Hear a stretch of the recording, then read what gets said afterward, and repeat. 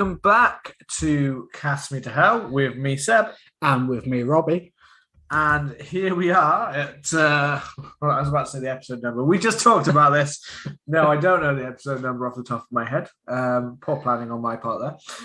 But this is our Scooby Doobie Doo episode on the classic 2001 film of 2002, my friend. 2002. How dare you besmirch Scooby Doo? It went into production in 2001. Yeah. That's what I just read a minute ago in my head. So we're celebrating the 20th anniversary of Scooby Doo. Yes. I believe we've actually spoke about this in a previous episode because I believe that we spoke about when you were living here, maybe. In 2018, 2019. And I was watching Scooby Doo for some reason, lying on the sofa, laughing to myself hilariously when Scooby Doo was dressed as grandma on the plane. On the plane. Your all-time favorite joke. One of my all-time favorite jokes. And then obviously when we decided on what episodes we were going to do, we saw it was the 20th anniversary of Scooby Doo. And we just wanted to generally, I just want to talk about it because this is one of those. It's one of those ones which it's a film that is critically poorly reviewed. It's very low on poorly reviewed. I'm not going to say I don't understand it. I know why certain critics of a certain age would have no interest in this. However, one main factor here is that this is both of our this is our generation. Like we were right prime kids for this kind of film at the time it was released. Well, it came out the day before my 10th birthday. So it's very likely I went to see this for my 10th birthday. And as you said, this is very much a film for our generation. This is our generation Citizen Kane. Or Citizen Great Dane, if I may say so. Yes. Thank you for listening to Cast Me to Hell. We're done. We're done. Yes, it's... there's that part of it that is like critically reviled, but it's also exactly our generation. But then again, over the last 20 years since it came out, it's got a proper cult following. Yeah. Especially with the boom of the internet and things like memes and stuff. This film is just so, so quotable as well in so many ways. And it also has, although I like a lot of the performance in this film, Matthew Lillard is just... we've come back to this a million times. It's the film that proved to everyone that Matthew Lillard wasn't just a one-trick kind of pony. He could do an amazing performance that literally, even the critics at the time said, the film's shit, but Matthew Lillard is uncannily Shaggy. Yeah. He is Shaggy brought to life. and that's it. It's such a perfectly cast film for the time. Yeah. We had Freddie Prinze Jr., who is kind of... I imagine if they made this today, it would probably be Channing Tatum as Fred, and Freddie Prinze Jr. almost was Zac Efron. Zac Efron, maybe? No, he's too wimpy. Well, too wimpy. He's too wimpy. He's like he's a bit of a nerd. He's a bit skinny. You know what I mean? I think of whenever I think of him, I think of JD. I think of an awkward kind of guy. I don't think of the Chad, which is basically early 90s. Late 90s, Freddie Prinze Jr. Not only did you have him in, I Know What You Did Last Summer, but you had him in a lot of those She's All That rom-coms. Yeah. And he was the epitome of a Chad. So he was. He was the Chad jockey character, yes. But I'd still say I think that Efron actually played him in Scoop. He played him in animated version. There's a difference between voicing and having the physical characteristics. I feel like Channing Tatum's too tall. Well, but they say that Hugh Jackman was too short to play Wolverine, But this is just fantasy casting. I think actually it's the opposite. Hugh Jackman was too tall to play Wolverine. Well, therefore he was too short. He's too tall. Wolverine's really short in the comic books. Oh yeah, he is. Hugh Jackman's 6 foot. Well, either way, you had Freddie Prinze Jr., who obviously at the time his star was brightest. Sarah Michelle Gellar. I feel like we should come back to this casting. All right, we'll come back in modern day. I'm not saying who I'm casting in modern day. I'm saying who's in. I'm intrigued by that now. Okay, we'll come back to it. Keep thinking on it. We will come back with that one. Who to cast in modern day. Whereas who to cast then, as you said, was the perfect 90s, early 2000s cast for this film. You had the Prince, Sarah Michelle Gellar, who obviously was coming off the back of Buffy, which was massive. Yeah, huge. I wouldn't say that, she wasn't like a pin-up, was she? But she was like I think she was. I think there's probably a lot of male listeners out there who Buffy the Vampire Slayer was their first, and female listeners, who were the Buffy the Vampire Slayer was their first. Like, shit! Oh no! I got a funny feeling down there. And then Matthew Lillard, who we've mentioned, but obviously he did Scream. Yeah, he did. I think had he done first? He was in She's All That as well. She's All That. I always forget he's in She's All That. There was that Hackers. Was he in? Was it Hackers? Hackers. There's a scene where there's a film where he's like a geek kind of like hacking guy. A bit of an oddball. It might be Hackers. And then you had Linda Cardinelli as Velma. Yeah. See, Velma was the one that I thought was the hottest to me. I always thought Velma was the hottest. Oh yeah, she was hot, but so was I'm not saying Daphne wasn't. They both were super hot. I mean, Linda Cardellini was known for some kind of smaller projects and stuff like that. Hadn't quite came out yet, kind of thing, in that big way. Not that I'm not saying she ever hugely did. She did a lot of TV stuff, and she has been in a fair amount of films. But she's spot on as well. Yeah. There's also, I don't know if you noticed this, but there's quite a few people who do just kind of pop up throughout it. And one of the people who pops up in this is Andrew Burianski, who went on to play Leatherface in the 2003 Texas Chainsaw Massacre remake. He's one of the henchmen in this. Is he? Yeah, I'll tell you which one he is when we get to that plot point. But I was looking through the cast when I was watching this, which kind of does lead us up to why we did this, because it's not only is it kind of like the 20th anniversary.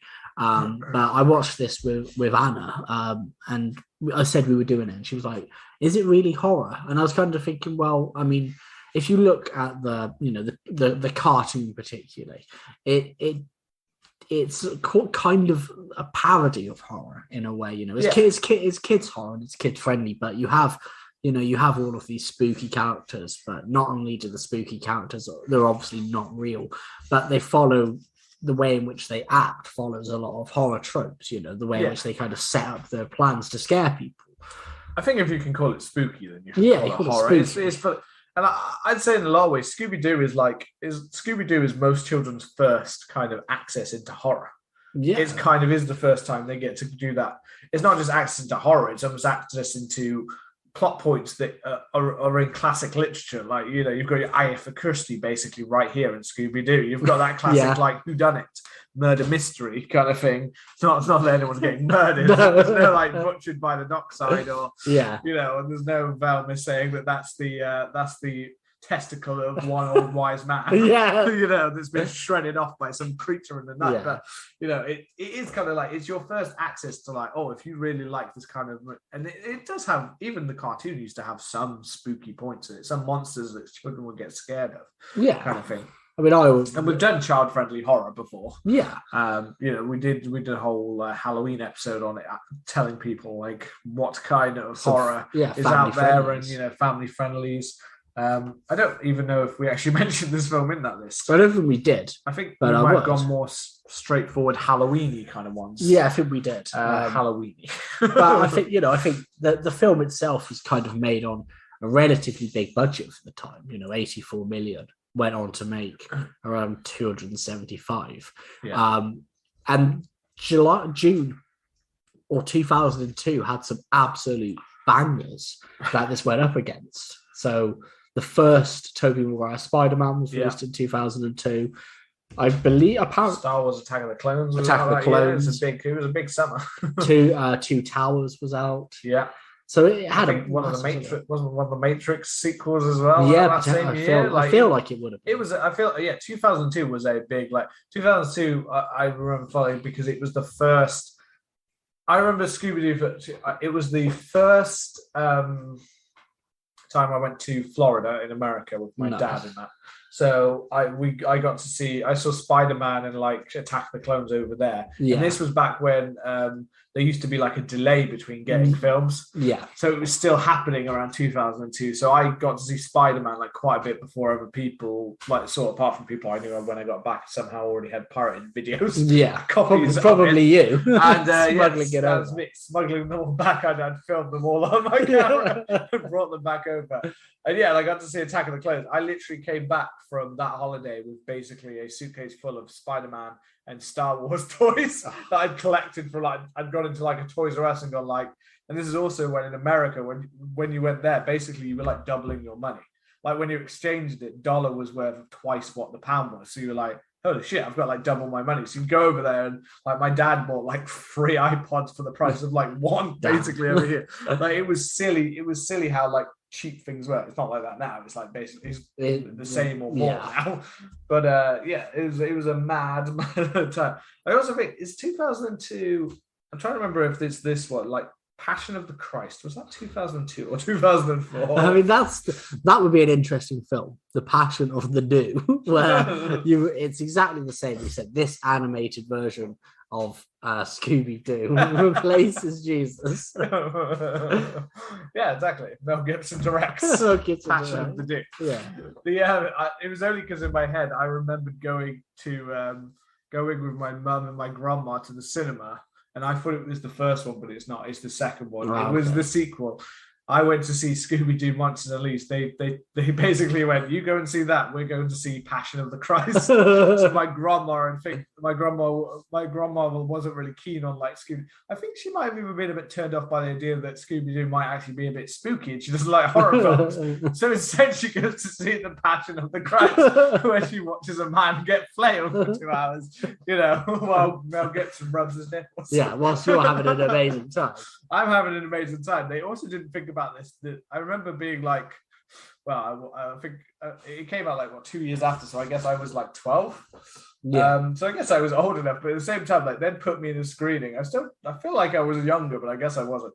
But still, I remember being sat in there and thinking afterwards. They did not think about the running times for these films. Scooby Doo's like 90 minutes. Passion of the Christ like 2.5 hours. Yeah. I like came out of the cinema like, what am I going to do? I just sat there like I think I was sat in the cinema like outside like for an hour and a half. Like my film finished like an hour ago. Like it's just weird times. It's weird. My brain is linked with Scooby Doo and Passion of the Christ into one, into one mega film. I remember the one time I went to the cinema with my nan.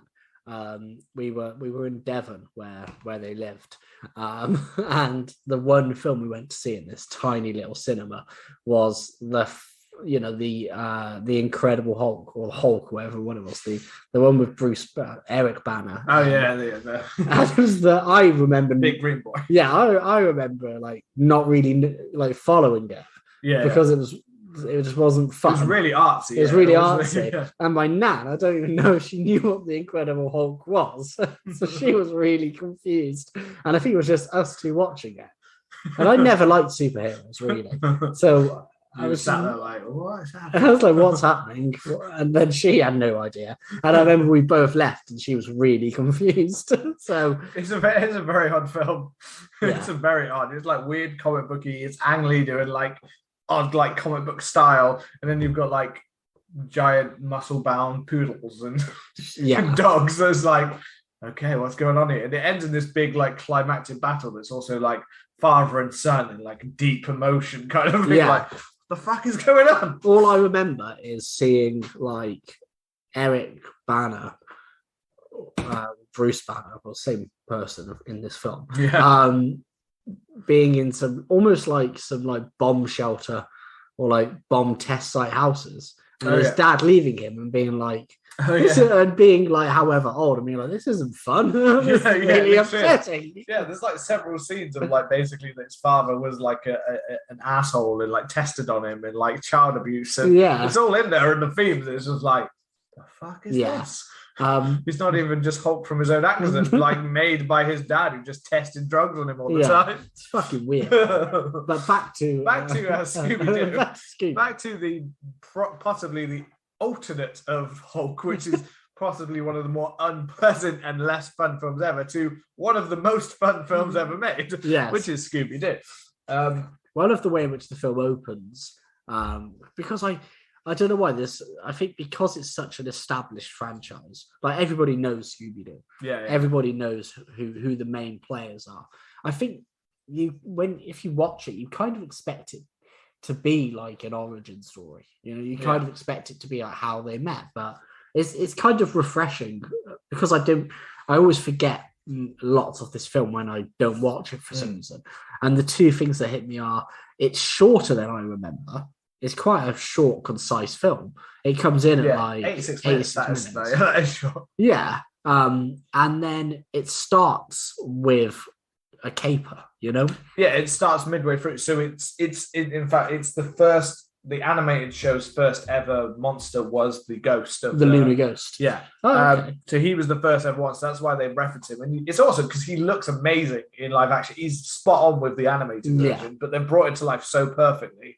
It looks so like amazing. But what you said about the whole, like the way that it's not like an origin story. In fact, it's the end of their story at that kind of point, which is actually quite a good way. To be fair, James Gunn is pretty good at kind of twisting the way that you kind of see things, and he does it here with this kind of, you know, actually we think of the cartoon and we think of people that are inseparable all the time and things like that, and they never have those kind of squabbles in that kind of way. Yes, they fall out with each other in little episodes and stuff like that, but they don't, like, you can't break up Mr. Ink, but here we are in the first 5 minutes and he breaks up Mr. Ink and they're done.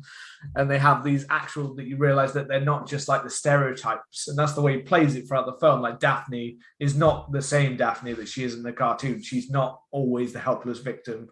She does the opposite of that. And you've got, you know, Velma, who always comes up with the plan, but Fred's always the one. And it's in the cartoons too, that he pretty much always steps forward and be like, look at me, I'm the guy that did all of this. You know? So, you know, and they play that up so well. But yeah, I love that opening sequence with the ghost. Weirdly, part of me always slightly did kind of wish that actually we'd got that actual as like one of the major plots. Yeah. You know, because I would have loved to have actually seen like that. A little bit more of the one thing I think with this Scooby Doo like film that I remember when I first saw it, I didn't love it in some ways. I loved parts of it. I really enjoyed it, but I didn't like the whole supernatural part of it. It took a while for me to get on board to realize that actually there are some quite clever ways that the way that they've twisted it in that way. But I remember when I first watched it being like, oh, I want the whole classic take the monster, like they're real and someone's behind it, you know, kind of thing. And we'll get to the ending plot twist later, but that's another one that always didn't quite stick with me. It's the same here, but I think there's one thing that I think is, not only have we got the perfectly cast humans, but it's the way in which Scooby is himself. Like, he's fucking class in this film, because I like the way, you know, in the series, in the animated shows, he is, you know, he's like a cowardly dog, but in this he's a bit more like, I love kind of how like stupid he is and like how impressionable he is and how like just funny it's like when, you know, when the plan doesn't go right and he's like hiding in that barrel at the start, you know. I love just how cowardly he is and the way in which they've animated him to make him almost look kind of like a real dog. It's weird, isn't it? Because Scooby Doo almost started the trend of live action animation films where you have a classic cartoon character brought to life through like CGI. And yet he's the one that still looks pretty, you know, he looks great. Like he doesn't look, yes, I know he doesn't look like picture perfect, real dog, but he looks like 20 years later and he still looks, they still nailed the CGI. Yeah, and the rest of the CGI does look a bit spotty. Yeah, some of the monsters that pop up are like a little bit like, okay, you don't look amazing. But Scooby Doo constantly looks great. And in comparison to some other ones, like say Garfield or like Chipmunks or stuff like that, he looks so much more real than those ones. You're waiting for live action minions. Live action minions. That's your favourite thing ever. But he looks so like he does that, and the way that they've blended him in with the characters is just seamless kind of thing. Yeah. Like you would think, like when he flicks Fred on the nose and things like that, it just works so like well. And there's just this, I don't know, there's something about this film which is almost like perfectly encapsulates like 2002, you know, like it perfectly encapsulates summer 2002. Like if there was somebody came from the future and was like, I need to know what 2002 summer was like, I'd like, look, mate, that was Scooby Doo. You're watching it because the way in which everybody's like dressed, the music, the soundtrack. Like, was it Sugar Ray? Sugar Ray, yeah, he has a cameo in it and everything. And there he is, like that's on the music, and they just the band that are playing later on, like the bleach blonde tits and stuff like that. It was like the epitome of cool, you know what I mean? Yeah. There are so many. So right from that opening, you've got a cameo from Pamela Anderson, which is such a late 90s 2000 move, but. No, it is just that. Like, I do love that opening scene when they all break up, where it's kind of Shaggy and Scooby are forever like cemented together. They're there, and they're just kind of watching it all fall apart, and it adds a kind of weirdly like emotional element right from the beginning of this. Like, look how easily they broke up just from their like arguments and stuff like that. So I like that opening part. I like the character design. I like the set design. Like, it looks like the classic factory movie, like you said, with all of the like they're hiding inside the crates and stuff like that as it's moving around, and like it just looks classic Scooby Doo. Well, and even what they're wearing is the outfits from the animation. It's when they get to Spooky Island. Yeah. That they're in like new outfits, slightly more modern, more modernized. Yeah, Fred's kind of modernized himself a bit more. Because the ascot's an old school outfit, isn't it? Not many people could pull off an ascot. It's weird because like we were talking about the cast before, and it's odd because it's like Matthew Lillard's good in quite a few roles, but he's great in this role. Yeah, he is. He's not. I wouldn't in any other film. I wouldn't say that he's necessarily a standout or things like that. He's very good in, say, Scream as Stu. Yeah, like he works very well as Stu, and he's had some very good roles that I've actually seen him in other films. But I wouldn't say he's like a standout. But he is a different level as Shaggy. But there's even ones where I'd say like Freddie Prinze Jr. I can't say that I think Freddie Prinze Jr. is a great actor. No. He's quite a wooden actor, to be honest. Like, he played in those things. He played the Jockey's role, but I always did find him quite wooden. Like, there wasn't a lot. He couldn't really convey a huge amount of emotion thing. Nothing wrong with him. Seems like a lovely guy. Him and Sarah Michelle Gellar have been married for 20 years. They're still married. Yeah, still married. They got kids. That's why they both took like a step back because they wanted to focus on kids. Fair beans. Respect. So they've had the family life instead. He even was he was like a writer for WWE for 5 years or so, wasn't he? But weirdly, that kind of weird charm / he did have charm, but he was a bit wooden, and it weirdly is perfect for Fred. Yeah, it's weird, it just works so well. And Sarah Michelle Gellar, the whiny part of it, she plays really well. But again, they've twisted her so that later in the film, she gets to be a little bit more Buffy. So they play into their strengths with Michelle Gellar. And Linda Cardellini is actually, if you've seen her in other roles before this, she's actually completely different in this role. She's actually acting the hell out of it. Yeah. Because in other roles, she's very much more, she is more kind of maybe like model kind of acting in certain other roles before this. You know? Once she was in Freaks and Geeks. I know she was in Freaks and Geeks. Where she wasn't that. But in some other roles, she'd been cast as more like, oh, you're kind of like you're the sexy, like, loner girl or something like that kind of thing. Whereas here, she's the nerdy, like, finger, and her voice and everything is just so perfect. And just looking at the other cast, like Isla Fisher, Mary Jane. I always forget Isla Fisher's Mary Jane. I love that. And then Rowan Atkinson. And this is... this is the thing about Rowan Atkinson. Like, he's like okay. I think his best roles are obviously Mr. Bean and Blackadder. And I think you kind of associate those with him. So when he does, it's hard not to see the characters in there. And when he's playing a bit more of a straighter character, it's hard to not be like, Why aren't you being really over the top? You know, like you're good at that. Why you see a few like Mr. Bean mannerisms that you can't help but see in this, but yeah, he's definitely not a Blackadder because he's not evil enough for that character. I mean, Rowan Atkinson is a great actor.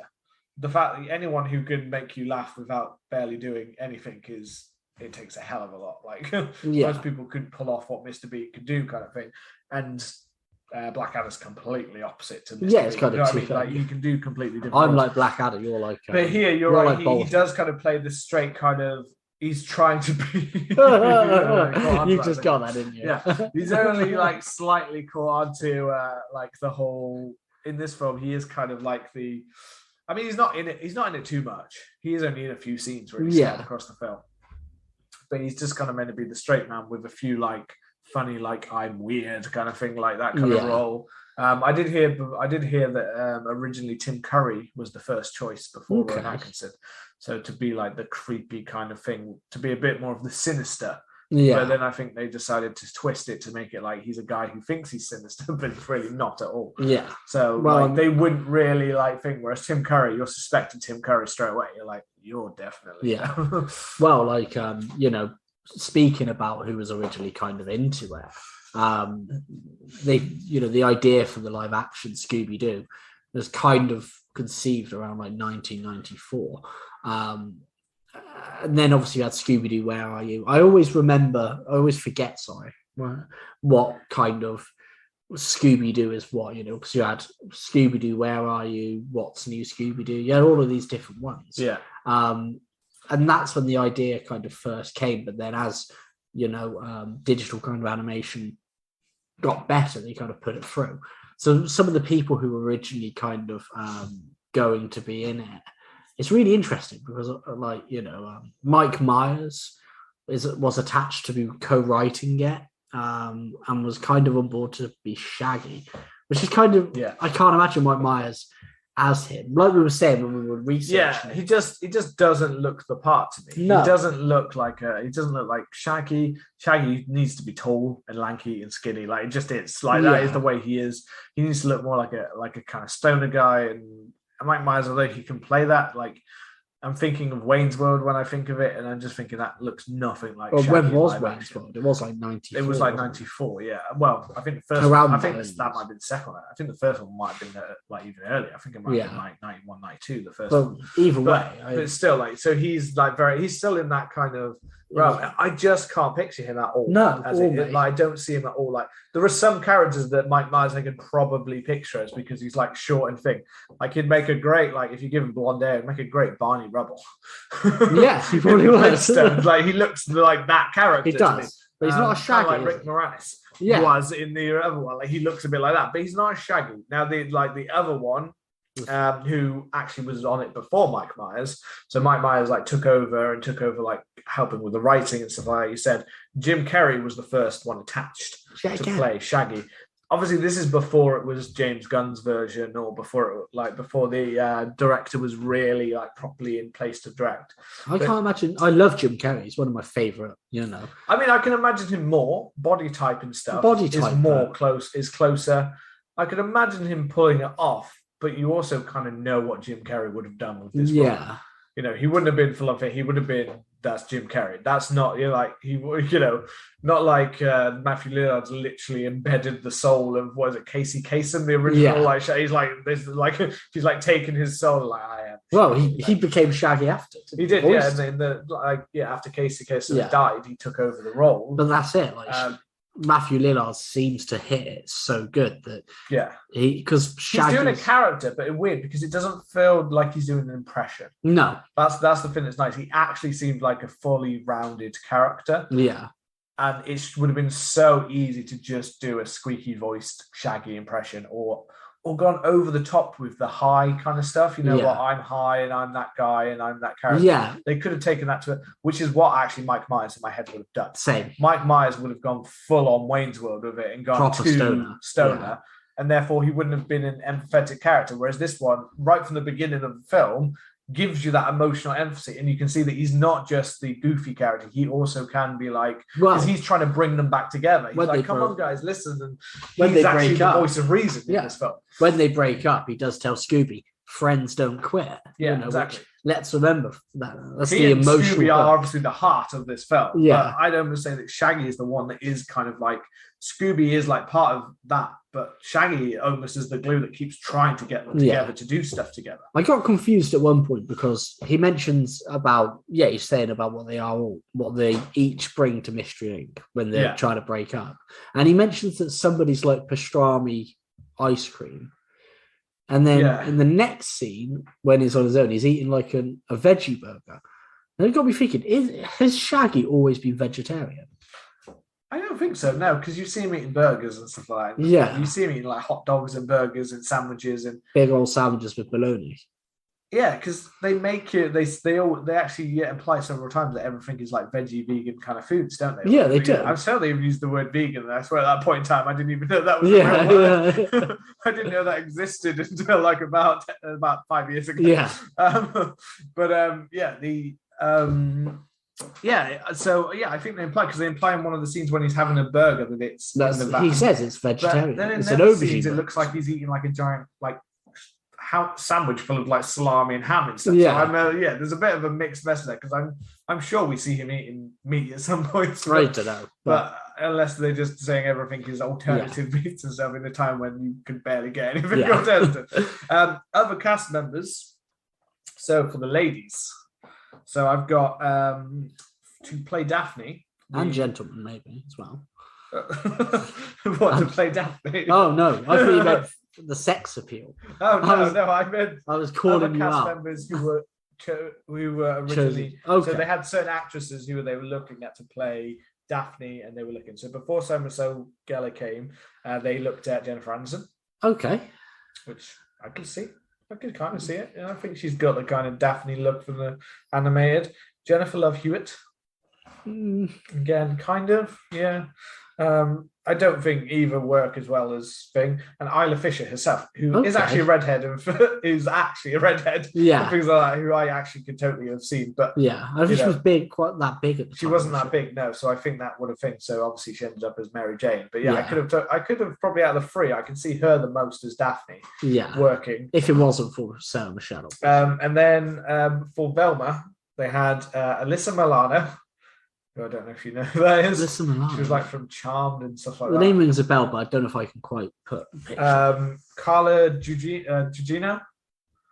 You know, I was like the first one that popped in my head then was Night at the Museum. She's also in Sin City. She's in have you seen like Haunted on Hill House? Yeah. Those ones? She's the one that appears in yeah. And what's the one I'm thinking of where she is? There's a horror one. The Stephen King one when she's stuck to the bed. Gerald's Game. Yeah. Okay. Yeah. Yeah. So she's kind of. I can see how she looks. The other one was Christina Ricci, who I could see. Yeah, as a Velma. I can see Christina Ricci totally as a Velma. So she would have worked. So those are some of the actresses who were possibly up for those two roles. So yeah, I think that was. I think that's all I know about that. Yeah. We did learn some things before that, and there was just one there. There seems to be a thing about several of these characters in this film that are apparently meant to be gay, but it's unconfirmed if they were. So on one that I read, it said that Velma was actually intended to be a gay character. Okay, I can see that. Which I can see that. There's no, but then there is a scene with the guy. Yeah. So that doesn't like that. Apparently, she was written to be gay, but they kind of tweaked it. Yeah. Which some said was more Warner Brothers, but then we also just read something about that. Fred was intended to be gay, who in some ways, if you're going for a very kind of, a kind of a bit fancy, stereotypical, and like just because he dresses a certain way, he must be gay kind of thing, then okay. But it says that again, him and Velma are pretty much implied that there was something there, but like, do we ever see them kissing? Him and Daphne. Not Velma, they kiss at the end of the film. Do they? Yeah. I literally can't remember that. Because she kisses, they kiss. And then I think Velma and I think his name's Brad in it, but the guy who's like wearing a Led Zeppelin t-shirt and has like a goatee. Yeah, I think they kiss. And then Shaggy, Mary Jane, and Scooby Doo all have a big cuddle. Although I said to Anne, and this was a conversation I wanted us to have on the podcast, was I reckon Shaggy goes raw. I don't think Shaggy uses condoms. He goes natural. Yeah, he goes all natural, yeah. Skin on skin. I don't think if it wasn't for those clothes, he would just walk He'd around just be walking around naked. Yeah. Obviously, he goes all natural. I mean, here's the bigger one. Shaggy, Scooby, and Mary Jane. Is that like an no? orgy I don't. Well, first, I think 3 people isn't. Take it there. Yeah, 3 people isn't enough for an orgy. It's not. I mean, should be a threesome. Yeah, I guess threesome. There you go. And then that brings up another question of: would Scooby Doo wear condoms? And then another question: can dogs wear condoms? I would say yes. 2 questions: is it? Is it? I guess, is it practical and is it ethical? I don't know. We'll be answering those today on this TED Talk. I mean, that's exactly. We'll save that for our "Can Dogs Wear Condoms" episode. It's coming soon. Where we take Cujo, Scooby Doo, and Lassie, and we decide which one. Was Lassie a girl? I don't know. I don't know if Cujo was a boy or girl. To be fair, I assume it's a boy, but boys are always the killers. Back to the film. So we made it to the start of the film. Then, that's it. It's a quick film because they break up. It's that they break up. They meet at the airport again. We've got the whole. I like the whole bit with them in the van though, where they like we were talking about the vertigos and stuff. But I do like that whole that proper implication. Like again, they never say it, but there are so many hints to like the weed and the stoner kind of stuff. Because they're like, this is a kids' film. You can't say he's smoking weed, but it's like, but look, there's like the smoke coming out of the car. It's like they're making burgers, but it's like, I love the implication, man. It's so good. It's amazing. I mean, as we said, Mary Jane alone. It's just like him saying it's his favorite. I love Mary Jane.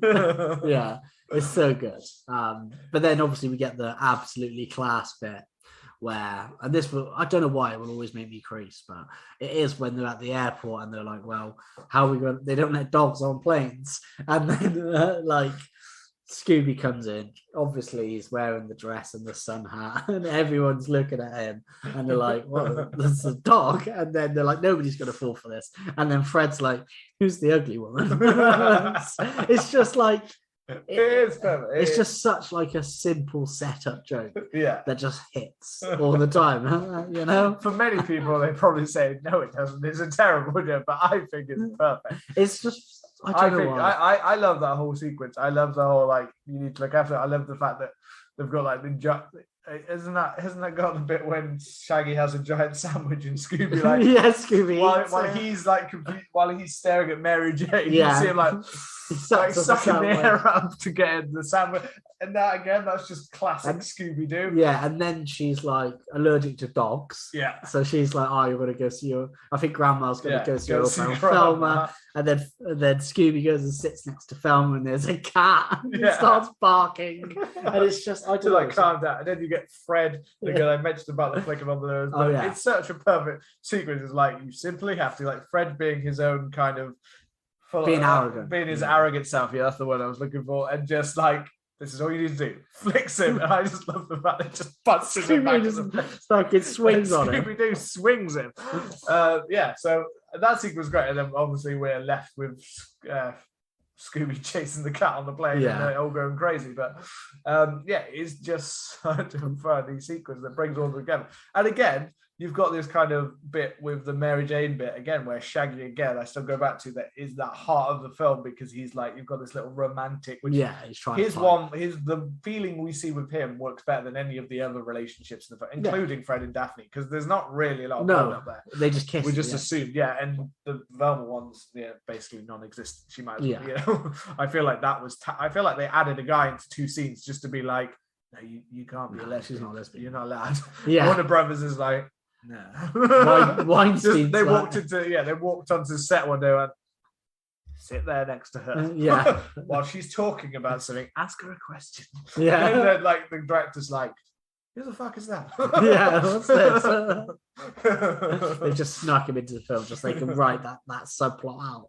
By the way, the director of this, Raja Gosnell. Yeah.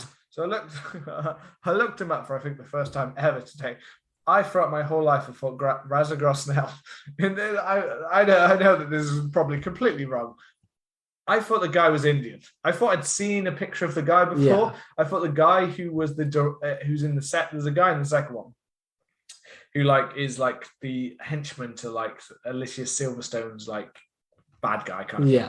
And he's like, and I thought it was the director making a cameo in his own film. I don't know why. I always thought he was like M. Night Shyamalan. So I thought, and Raja Gosnell, I'd always thought. So I just saw a picture of it. And the main reason I was looking him up anyway is because, I mean, he's not exactly got an amazing track record of films. Yeah. Like he is one of these that makes a lot of these kind of films. His first film, in fact, he was like the producer on Home Alone films, the first two.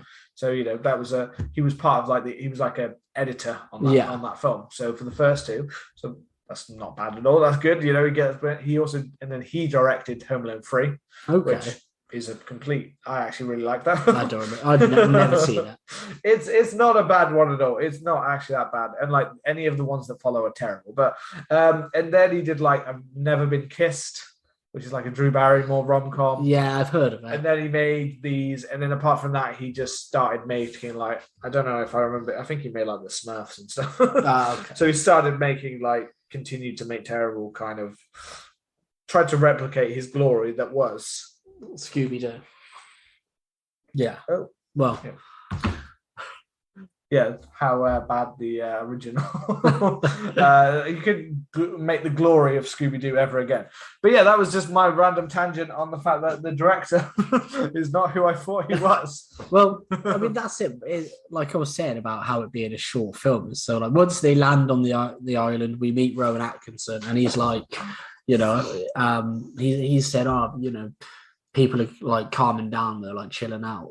And then Velma goes and watches like a ritualistic performance, doesn't she?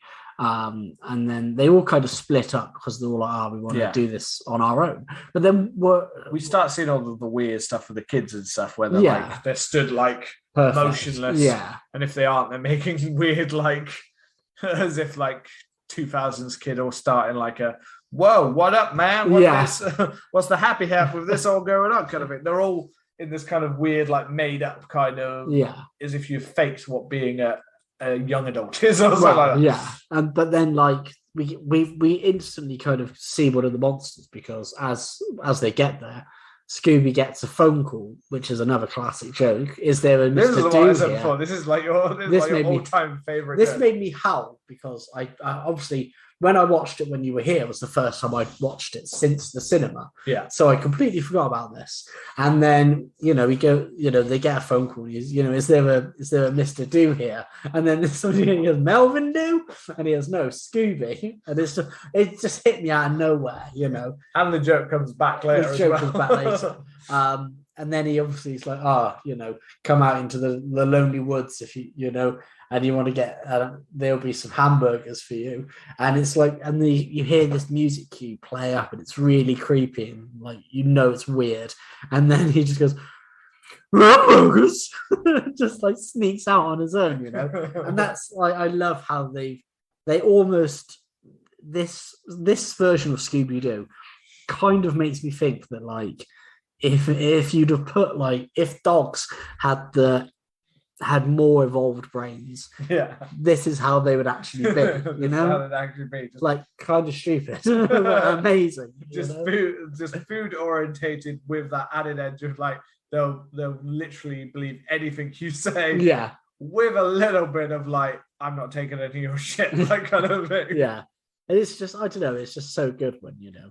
And we have, you know, and then he gets chased by the kind of I don't know what they are, like these. I don't know. They're kind of summoned, aren't they? Almost like kind of demon-y kind of creatures. Yeah, they're the ones we mentioned that have just got like their CGI at times is not great. They're the one part that probably doesn't look amazing in terms of CGI. There's a little bit towards the end as well that doesn't look perfect. But yeah, they definitely at times don't look amazing. And we start getting all of these kind of interlocking parts of the story where we've got Daphne who's trying to do it by herself and she goes down to like the voodoo guy down thing with his like chicken. That was nice. And then we pretty much it all leads towards them ending up inside the castle, doesn't it? Yeah. and where we start having the classic Scooby Doo kind of like we've got them hiding inside of suits of armor. We've got Shaggy farting so much he causes explosion. You've got a kind of them chasing through. You've got like the axes coming down and like slicing through the air, and they get to see like the plot of the fact that they are literally teaching them to act in that weird way with the kids. Yeah. And slowly they all kind of come together. You just got the classic stuff like Scooby like crawling, like hiding and then crawling in like a box to kind of escape. You've got the little toes. Yeah, I'm sure he's chasing through. I'm sure Fred at this point says let's split up and search for clues. Yeah, I'm sure he says say that, but it's kind of like I think we even get a bit where they run through one part of the castle and it repeats. Yeah, where you get a repeating kind of effect, kind of. This is also what it is pretty quick. You're right because this is this when Scooby gets taken? No, this is when they find they find the artifact. This is the happy like we're back together. Yeah. Which again, like yes, you're right. It's quite quick like they're like apart together, but it doesn't feel like it in the film. I don't think that feels like from broken up to getting back together. I think we've had enough time of them like we're fighting with each other to be like happy that the gang's all back together with the demon writers. Yeah. But then it kind of like I said, like this point is like 40 minutes in the film, and then it seems like the next 40 minutes happens really quickly because the island, the demons then kind of burst in, and we have this scene where like they're at a it's at the whole hotel it's at the hotel. It's like everyone's you're a suspect. Yeah, that's when we had Velma working on the demon rights trying to work out what it is with whatever. We'll just go with Brad. I don't care what his name was. Yeah, we'll stick with Brad as you called him before, like talking to her at the bar, and we get and then we get the clap of Fred, like there is no such thing as monsters, and bang, in they'll come, speed around, and I mean I can't say that these monsters are scary. No. I don't remember being scared of them when I was a kid, but I'm in a different case, I guess. Yeah, we watched Silence of the Lambs 5 years old. I don't think I was going to be scared by these creatures. Green and white. I'm sure some people might have been a little bit creeped out by them. Some kids probably of a younger age, 10. I guess 10 is still like 10 spot on, I guess, but we're still maybe we're getting a bit old for the PG age. Probably we were starting to get towards the older one. So for like a 5-6 year old, those monsters could be creepy. But you've got all of this. You've got the classic like hiding inside of like giant vases. Yeah. So like what other ones are like? We're not in there actually. We're in the baskets to the side of it, kind of thing, and. Chasing through the hotel, you've got the like Shaggy, like is it Shaggy and Scooby on the moving around on the what is it like the bag, like the bag carrier or whatever. Yeah, they're dragging it through the holes and driving around. Yeah, so they're all getting like split up, and that's when it all kind of goes from the craziness that happened to the next day. Yeah. Well, I think because people get kidnapped, don't they? And their souls start getting taken. Yes. Again, Scooby doesn't get taken just yet, does he? I don't think he gets taken just yet. Yeah. No, but Fred does. Yeah. Fred and is it Velma? I think it's Velma and Daphne.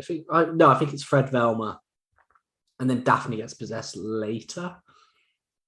I can't remember because it all happens really quickly. It is, that little bit that's melded in my head. I don't know. I think Daphne's possessed. Because a lot, well, to be fair, I know that, like, so they've got this whole thing with, no, actually, I feel like Velma's not possessed, is she? Because she's the one slightly helping them, isn't she? No, because she is possessed. Oh, yeah, she is, yeah. No, because, it is put down to Shaggy and Scooby to try and do so, to try and that's when we get the whole Damon Wrights, the protoplasm. When they end up back, you get the whole scene before that with Fred at the beach where you got Sugar Ray singing his song, and you got Fred like the yo yo yo. Well, yeah, he goes, "What's up, dog?" and dog. And then you have this absolute fucking class scene where they get chased into like a shack or a shed, And and they're smashing through, and the band where I was saying about the frosted tips using the guitars to get through, and then we hear and Scooby's fucking coming out in slow motion on a quad bike. Yeah, absolute fucking king. And it's just like, oh yeah, we get the whole. He sees that Mary Jane's face gets snapped, and she gets the whole you can see the demon underneath. Which again is a weird idea that they're almost they're wearing the skin. It's like you'd be huge. Yeah, it's like you wouldn't look like Mary Jane at all. And then Scooby and Shaggy start squaring up. Yeah, that is so good as well. You eat you eat cat food. Your mum eats cat food. That is just so These are all things that shouldn't be so entertaining, but they just are. Just the way the characters work in this film. I just think it's just like joy. It's like pure joy, the way that you follow the characters. Yeah, I know. There are lots of choices that I'm sure some people hate, and there are lots of things that some people are like, oh no, that's cringy. It's like, to me, it's not. It's like, this is just great. I could probably watch this film and then just watch it a couple of times more. Yeah, I mean, I want to watch the second one. Yeah, Monsters Unleashed. Yeah, just for my own enjoyment. Yeah. I know some people don't like that one as much, but I always remember enjoying it. Yeah. I think I actually remember preferring. I think the mystery I thought was actually better in the second one. I remember the bad guys being better because the reveal and stuff. I definitely remember because they use all of the classic villains. Yeah, but they come up with another way to make it more supernatural by bringing them to life. Which again, I didn't mind it because it was the classic villains, and you're not going to unveil the mask of 20 guys we're getting together to get all of these. And they do also include all of the classic villains who are under the mask in a group in the second one, which is a cool kind of thing. Whereas again, this one, although I like the thing, I would say the only thing I could probably make as a criticism for me is that the monsters, but also the mystery itself is not. I don't know. It's kind of it's more like demons taking over than it is actually a full-on mystery in the end. It kind of is just kind of goes from an action scene to next, and then here we've got the mystery turns out to be, well, there is obviously a twist, but it's still I don't know. There's so where the mystery kind of teeters out a bit. It wasn't so much a mystery as it was just a whole island being consumed by a demon kind of thing. But no, I love the whole. I love Shaggy and Scooby kind of facing off against each other, and him trying to say that Mary Jane's a man in a mask or something like that. That whole fight scene. I'm still trying to remember. I'm going to go back to the protoplasm scene where they all change forms and stuff because that's Scooby's gone by then. Yeah, that's what Scooby goes down. He goes down into the. He gets taken down that hole when when Shaggy's about to punch him. Yeah.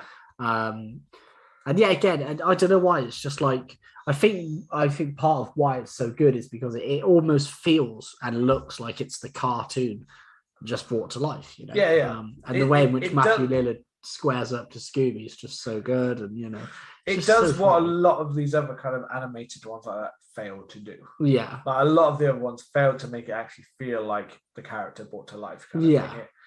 It either the actors didn't seem right, or the animation felt off, or the story was just so poor. And I think whilst you said it does move away from it being a kind of a solidly mystery to a supernatural kind of thing, and it still has the essence of Scooby Doo because it has the characters so faithfully kind of done. And and at the same time it finds a way to bring that to life, whereas there is the good chance if we'd got what we kind of wanted and had just had a man in a mask, it could have ended up seeming a bit like, oh, how did any of that happen?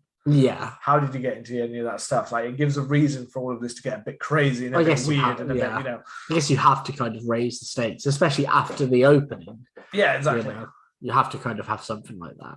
But so I like the whole all the actors doing the cross when they have to do after Scooby and that gone, and all the actors swapping bodies and doing performances of their different parts, like Shaggy when he gets inside of Daphne is you haven't eaten anything, and what do you never eat? Kind of in that kind of body, and you got little switching over. You got. And again, Shaggy looking at Velma's looking down the top, basically implying that because Velma's the one that looks like she's got big boobs. So it's look at that. It's crass. But then I love the scene where Rowan Atkinson, brings because Rowan Atkinson Emil Mondavarius is revealed to be the villain, we think. He brings in, Scooby, and then Scooby sat there and he's like, could I offer you a Scooby snack? And it's like he's offered him Cuban cigars. And he's like, oh, whoa, like that's such a bad impression. Just one. And he eats the whole box. And then he's like, Scooby, I'd like you to be a sacrifice. And he was like, and it's just like, it's just the way in which he played so stupid. Yeah, I love it. He plays him up so, and it's like right up until his death. He like doesn't realize that he's going to be killed. He's like loving him. He's loving life. He's getting fed. He's got It's just so they funny. even put like women around you. Like there you go. People make love. Back to the dog condom. Yeah. Sacrifices don't get to use condoms. So yeah, it was just like, I don't know. It goes quite quick, doesn't it? Yeah, to be honest. So they solved obviously the mystery with Velma's works out certain parts, about how they've used like projection and stuff like that, assuming that it's not basically right up until the end. They start. It's almost just before that they actually believe that it's actually supernatural. Yeah. They still think it's a man. You even get the scene of Fred like literally trying to pull one of its face off and going, oh, yeah, crap, you're not. You're actually not. But they don't quite believe it until they get all of those little facts brought together and realize. And then you've got the whole planning kind of scene when they're like, yeah, it's actually, and we know who the bad guy is. It's the guy who brought us here, kind of thing. And they realize, obviously, from an early scene when it's sunlight, that the demons are so. So we start to get all these bits with like Daphne's in charge of basically opening the sunlight. Fred and Welma.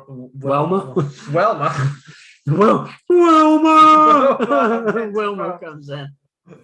Fred and Velma are in charge of the skull light to reflect to get rid of all of the demons. Yeah. While we've got all of the stuff going in, like Shaggy sneaking in to try and get Scooby. And you get that whole like scene when he's dancing along, and so is that henchman that he beats up? Yeah, that is Andrew Bojanski, I think it's pronounced, who goes on to become Leatherface. The front, back, yeah, that front, back, smashing him in the face. Yeah, that is. The idea that you can knock someone out and not even feel it on your elbow, like bang, bang. But yeah, yeah, that is who goes on to play Leatherface. It's a good scene. I like it. It's the I find that the song they're doing is real catchy, Yeah, I can't even remember. I can remember like the beat to it, but I can't even remember what it is. No, I don't think there are any proper lyrics. I know you can find it on Spotify, but it's just like a real catchy fucking beat. Yeah, I mean, Fred loves it when he gets caught out. He just can't stop dancing. No, he's like fucking breaking it. Do the electric slide. Yeah. Yeah, I like the whole Shaggy going up to Scooby because we get the whole I'm a regular. Yeah. Like Shaggy's like, that's not a good thing, Scooby. You still look, but then you get that nice little emotional beat with Shaggy and Scooby. Friends don't quit. Yeah, friends don't quit. And you get the tears in Scooby's eyes. Brings a tear to any man's eye. It's a hard scene to watch. And then also you get the major shift from like the cartoons with Velma, where you really get to see what she's been talking about. She's talking about that she's like actually she doesn't get caught anymore, but we've actually already seen her get caught again and again and again. Yeah. Because we had the whole, when we skipped over the plasma scene, we had the whole Shaggy going in and find them, when you have the floating heads and you've got the characters talking. So you've got like Daphne saying, no, I'll get out myself. I'll use my tongue as an oar. Or something like that. And like Fred thinks he's tweaking. Yeah, like, I forget that so much. I remember being a kid and not getting that. No, and then him being like rewatching it. And must have been someone in my drink. Someone spiked my drink, man. Yeah, someone. He says so. He says like a comment. He says, "You got to bring me down. You got to bring me down, man. Bring me down." It's so fucking good. And it's funny because he's doing it to Shaggy, where you're almost like, him and Shaggy have definitely got high together. Yeah. This is how he knows it. They've done E together. And it's a kid's film where you're joking about getting spiked. Yes. Kind of thing that someone spiked my drink. Yeah, it went over my head as well. Yeah, and then he just pops him off. Yeah. No. And then obviously... I love that. So I completely forgot about that bit. Jumping back over to the end. So Well, then Mondavarius uses. I was talking about the Daphne the fight on the roof. You get that full on. But it's happening at the same time. It does kind of. We get Mondavarius who starts to do the sacrifice thing where we realize he's going to take his soul. He needs the soul of basically the soul of a dog, a dog, a pure and clean. Implied like also virgin dog, but I don't know. I feel like Scooby's fucked. They need the soul of a purebred virgin and all dog. of those other souls of protoplasm that are hiding away that they've stolen from the island to do something that is unclear. Like he needs to take all of the souls into his body to become to become like immortal, basically. And while they're doing this, we need the fight. The fight begins to happen on the roof where she's against the Mexican like wrestler kind of guy.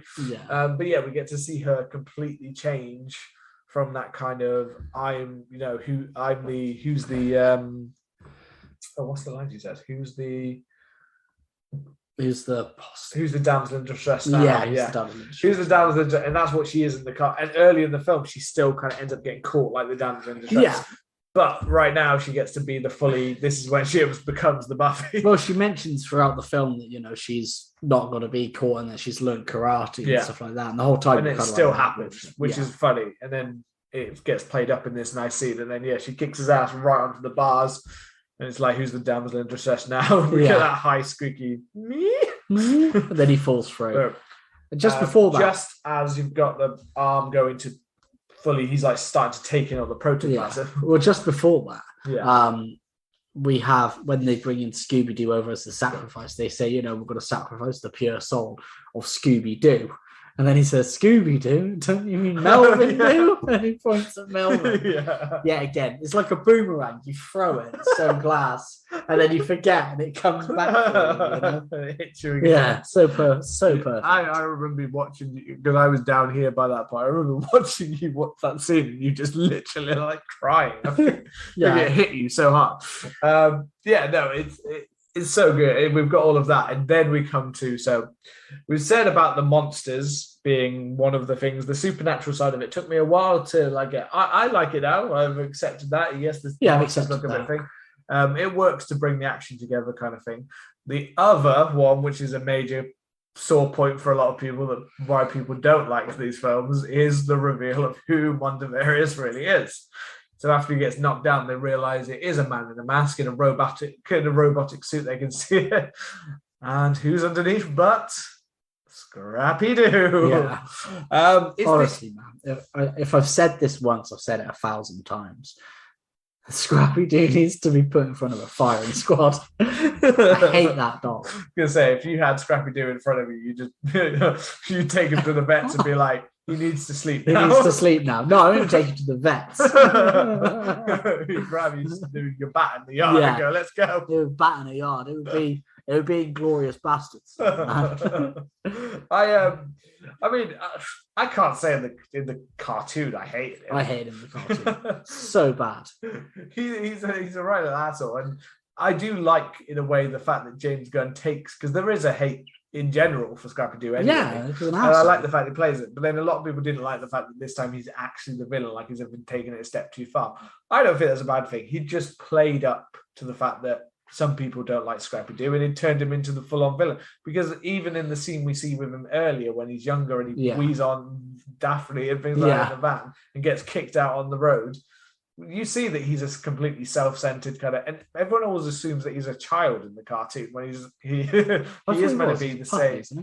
He is like he does say puppy power, but obviously in the film though they also make excuse for that by saying that he's just got a glandular problem. Yeah, that's true. And he's not even a puppy, but he'd still do the puppy power. What absolute fiend form of Scrappy Doo. I was about to say Crappy Doo. Well, there's loads of different Doos in the cartoon. Yeah, but they're like his family. And... Yeah, but they're cool. they're like, they keep their distance, you know.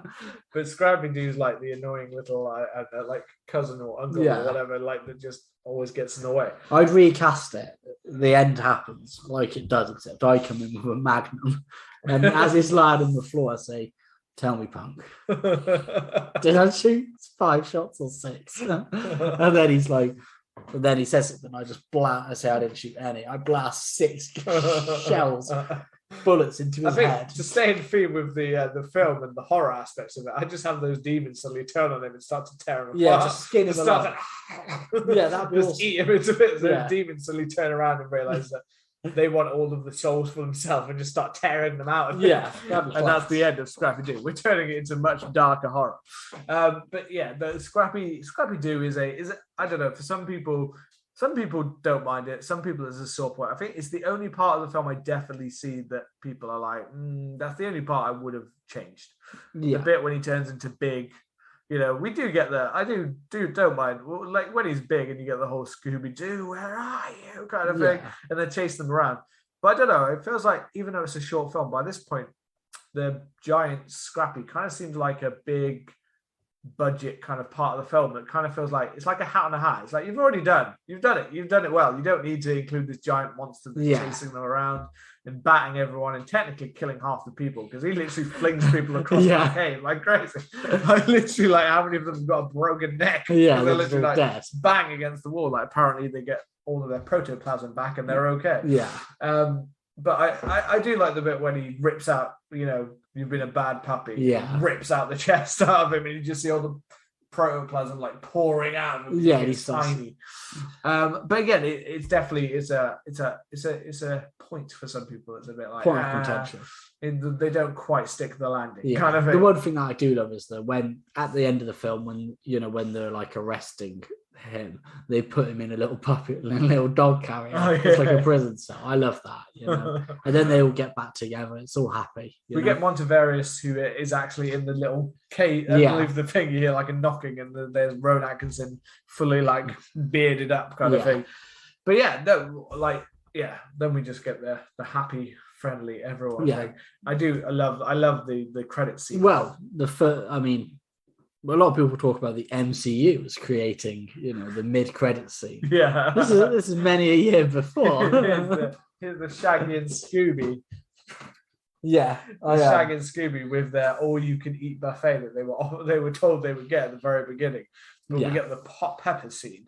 Yeah, like them peppers are hot. It's so funny. Yeah, and I love that Scooby just necks them. Necks the whole thing. And again, it's back to that classic Scooby, the whole slamming his face onto a pan and just literally you get his face kind of on it. I love that it's the chilies so Shaggy eats one and then Scooby eats the whole pot and then it gets so hot for him that he tries to maim himself with like a tray. Imagine if he just like split the tray in half and just slit his throat in there and just killed himself at the end. And everyone's like, oh my God, Scooby. It's just too hot for him. Now, it's such a. I mean, we've just gone through. We've told you lots of alternative things and things that have happened. It's such an enjoyable film. In terms of describing what happens is not as good as if you haven't seen this film in a long time. Just go watch it. You'll have fun. There's no way you won't have fun. But one thing that's in contention, obviously, is everybody there is a huge figure online of people who want to see that first film. With the cast now, older cast, they've got fine with an older version of Scooby Doo. I could completely imagine do a legacy, a final third part of legacy. Yeah. People literally hound James Gunn on Twitter all the time, make Scooby Doo free. Do it. That'd be awesome. Do it now. Do it. Literally just screaming at him I don't know. Have you seen the film Eurovision? No. It has a character. It has a character that tells them to sing the same song all the time. Sing the "Ya Ding Dong," sing it. Basically, that's what they're like with James Gunn. They're just telling him, "Do it." We don't care about Suicide Squad. We don't care about any other film you've made. Just write and direct Scooby Doo for it. Yeah, he should. Because he's got the power now. He's got enough power at Warner Brothers, who made Scooby Doo, to go, you know what? Actually, let's make Scooby Doo free with the original cast. Let's give it a go, kind of thing. I know that old Scooby. They never made Scooby Doo free purely because the box office for the second one was not high enough. So it didn't make enough. It didn't make enough profit, kind of thing. It kind of broke even, but it didn't make any extra moolah. So Warner Brothers were like, right, we're not going to do any more. Give him a $300 million budget. Make the ultimate film. The ultimate Doo film. Yeah. 4 hours long. And I still want Scooby Doo to look exactly the same. Yeah. I don't want them to try and we can make him look ultra realistic now. No, I want that Scooby Doo. Yeah, I want exactly the same. I want exactly that. I want Matthew Lillard as an aging Shaggy to see what that looks like. His brain's so addled by smoking and dropping acid. He's fucked. I would, and there's actually a huge crowd of people. Not only do they want, but because of the audience, obviously, although I'm sure younger kids definitely would still enjoy this film, there's an older audience who grew up on this film who now want James Gunn to make it, but he wants them to make it older, make it like the same kind of stupid juvenile humor, but introduce like darker elements to make it like a darker Scooby Doo with like not darker and femely, but like as if they actually are dealing with actual death this time, except it's the same moronic humor mixed in. Because they said like what he did with like Suicide Squad kind of was like it kind of was moronic humor mixed with violent deaths, and they were like, yeah, do that, but with Scooby Doo, have Shaggy that like reacting and shoot, and like imagine Scooby just being completely like moronic about like blood and guts or things like that, and then ripping someone's throat out on instinct. But yeah, we even saw before that the original plot for Scooby Doo 3. Yes. Which was the idea that they were going to Scotland, but it was the idea that they go to Scotland and this is from James Gunn himself, that they go to Scotland to investigate a series of crimes that have happened there based on monsters that they've seen popping up.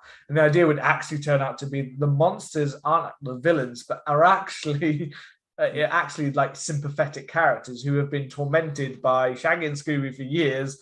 And it's like that Shaggy and Mr. Ink, like the idea that they are, I assume what they mean is the monsters, like they're monsters when they're actually just trying to live their lives. Yeah. And it's Shaggy and Scooby who have to face up to their own like prejudices.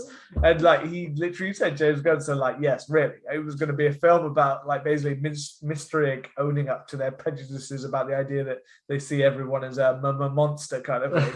And it's like, all I can go is, like, you just imagine, like, what are the prejudices? Like, what kind of things are Shaggy and Scooby going to like, say to me? I just imagine it ending almost like Metal Gear Solid 4, where, like, he's in a graveyard and, like, Shaggy's got, like, a gun in his mouth. At the end, what have I done? He just pulls the trigger. And it's just, like, proper, like, dark. Yeah, Shaggy and Scooby on racism.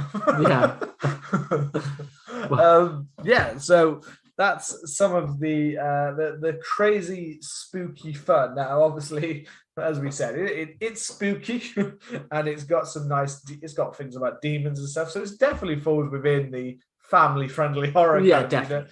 For us personally, obviously, it's not scary, but it is scarily hilarious. You were scared.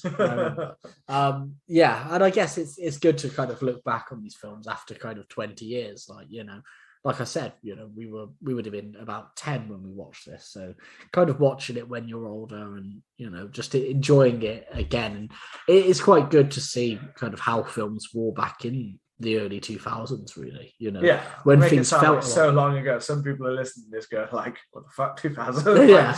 But it's a nostalgic trip, but it's also nice because I get the nostalgia to revisit a lot of these films, and I do find that some of them just do not live of course at all. But this one absolutely does. This lives up to the hype. Go and watch this film again and just watch it on a loop for like the rest of your life until you go out of your mind. Like Clockwork Orange. Yeah, literally. Tape your eyes open, strap yourself in, and just keep watching it on a loop until you believe that you are Melvin Doo. Yeah. And well, as always, we hope you've enjoyed the episode and a little trip down memory lane with Mr. Ink. As always, you know, hit the subscribe button and leave us a lovely review so it helps the show grow. And come and let us know your thoughts on Scooby Doo from 2002. You can find us on Twitter, Instagram, and TikTok at CMDH Podcast. And we will see you next week for another No, it's not even about Scooby Doo. I was trying to think of what words Scooby Doo would say for another episode. For another episode.